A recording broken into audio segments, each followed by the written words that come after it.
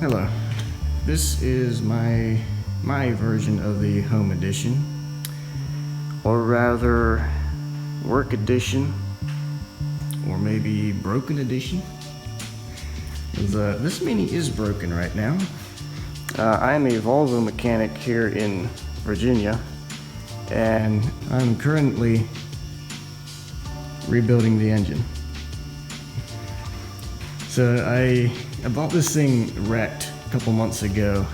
It was hitting the front kind of mainly right here. It did hit hard enough to set off the airbag, as well as both engine mounts are broken. That left the engine to sway to the passenger side far enough to take out the AC compressor, the water pump on that frame rail. And it also, this axle here got pulled out of joint far enough. Actually, I can show you right here. It pulled it out of joint far enough to where this roller kind of hit on the edge here, and it actually popped it completely off. So that was pretty substantial. And of course the boot's all twisted up. So anyway, it also broke the steering rack. The transmission got pushed back into the steering rack, and it broke that as well.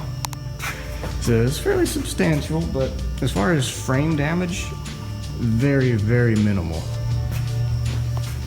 You also notice that I have the aero kit painted the same as the rest of the car. I saw pictures of that and I thought, oh, that looks pretty good.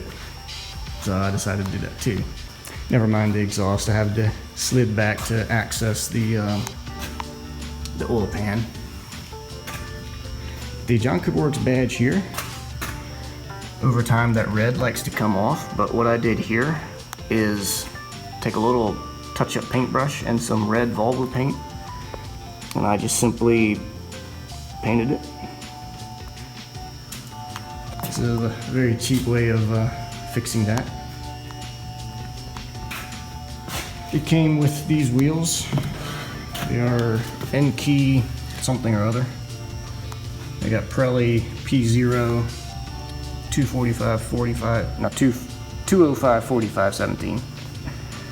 So they're pretty good. Relatively cheap too. I was pleasantly surprised. I just finished honing out the cylinders.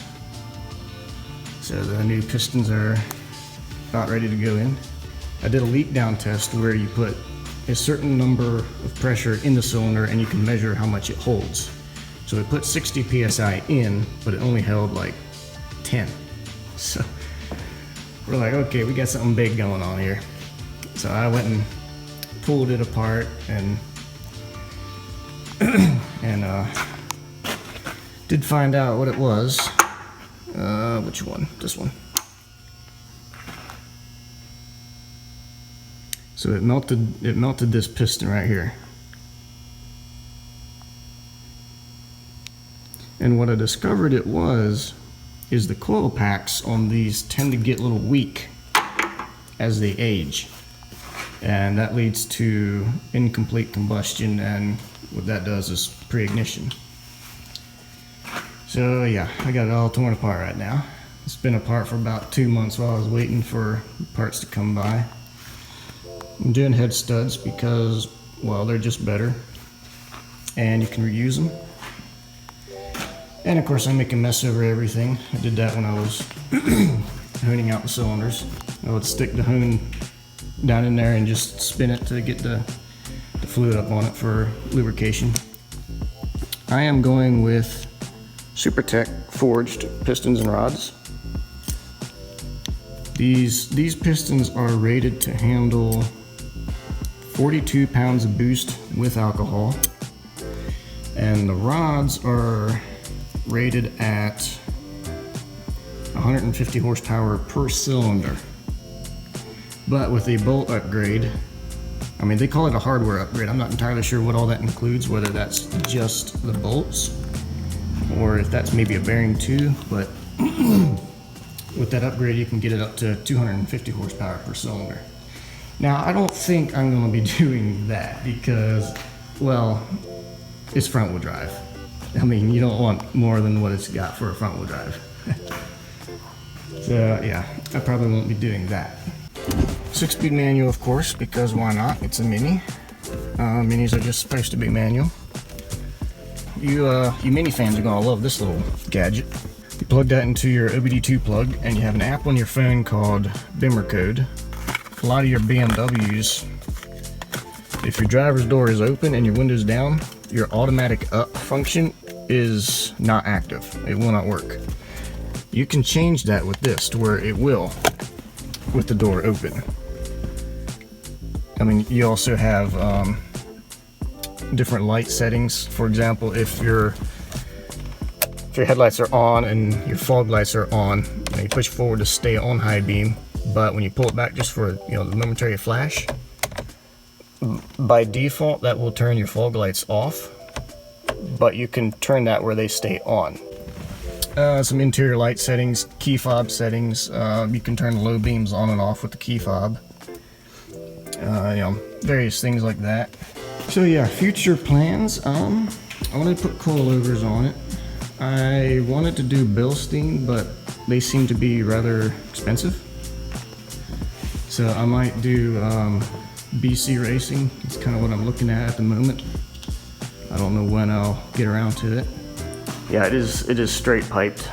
Yeah, it's held up by a wire. I haven't gotten around to doing it properly yet.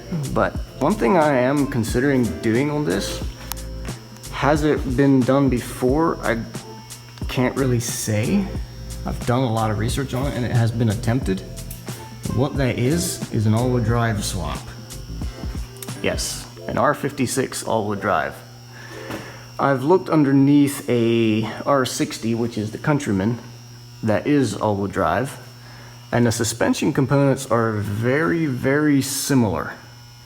But now what I don't know is the size the same, because it kind of is a bigger car, but like the mount points, like right there and there, are in pretty much the same location.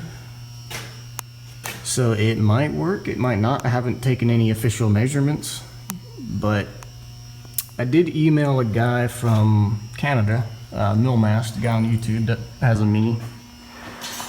And I emailed him about the idea, and he's like, yeah, I've heard of it, but nobody's ever been able to pull it off. So, yeah, we don't know. But yeah, that's one thing I'm considering on giving a go at some point. I don't know if I'll get around to it this year yet or not, but yeah, that's one thing I'm gonna at least attempt to do, see if it's even possible. But yeah, this is the story of my Mini. It is still broken. And yeah, hopefully someday soon it will be running and running well. But until then, thanks for watching, guys. Have a good day.